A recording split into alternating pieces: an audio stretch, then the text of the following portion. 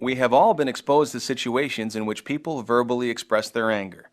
While it is never acceptable to verbally attack someone, it happens every day.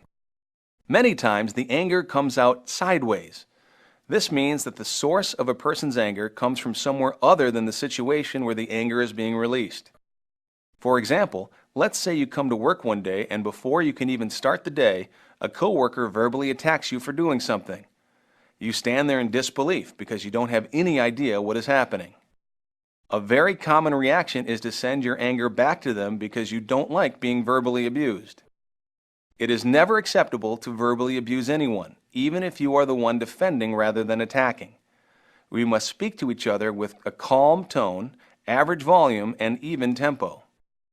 We must also choose our words carefully and engage in the communication process without frustration or anger.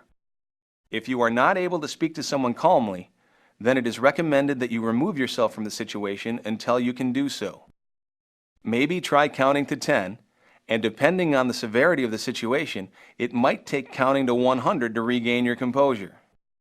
There will be times when the teapot inside of each of us blows off steam, whether we want it to or not. While we know that it is unacceptable, we also know that it will happen. When a person vents, they are releasing verbal energy. This can be referred to as verbally vomiting. Verbally vomiting is similar to physically vomiting. When a person is physically sick with the flu, that person may need to vomit. It is messy, it's embarrassing, and it stinks. Yet we recognize that the person is sick and will soon regain their health. We do not reject that person because they got momentarily sick. We step aside so we don't get messy. The same is true of verbally vomiting. The person sending the message with anger or frustration is venting. It is not about us personally, it's merely a moment of temporary illness. If you see the verbal vomit coming from someone's mouth, step inside an imaginary plexiglass cocoon for protection. If the vomit is really strong, get out a hose and turn on the windshield wipers to wash the vomit away. Don't break eye contact with the person vomiting. To break eye contact or to walk away would only add to the illness. Once the person is finished venting and it's safe for you to come out from the plexiglass cocoon, reach out to the person with kind words. You might say something like, "What would you like to do next?"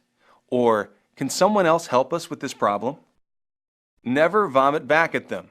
This only makes for two sick people and a really big mess. Learning the skill of stepping into the verbal vomit cocoon is not easy.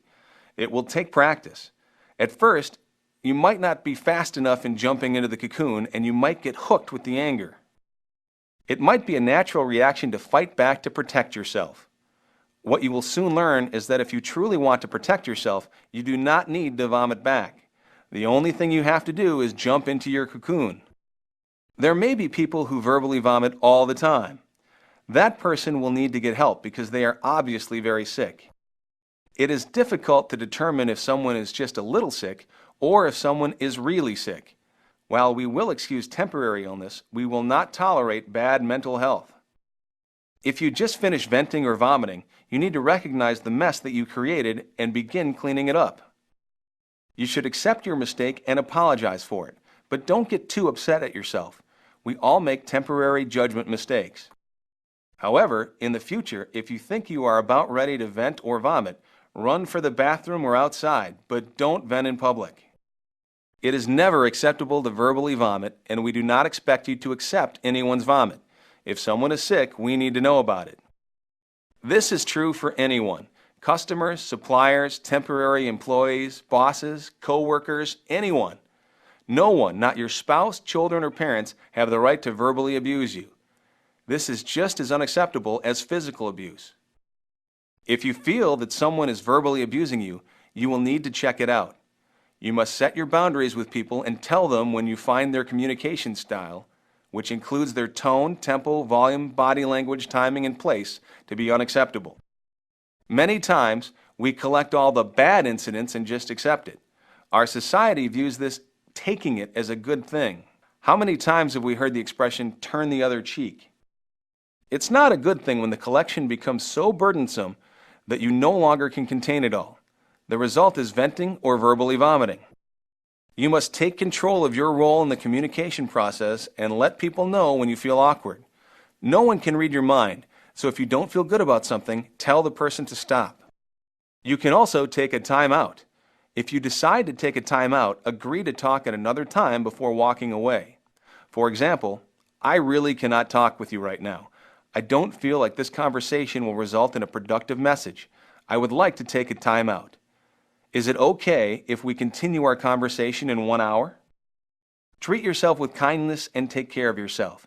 If you don't, the pain will just keep on building and you will likely vent or vomit at the most awkward times. Communicating is not easy. Good luck, you can do it.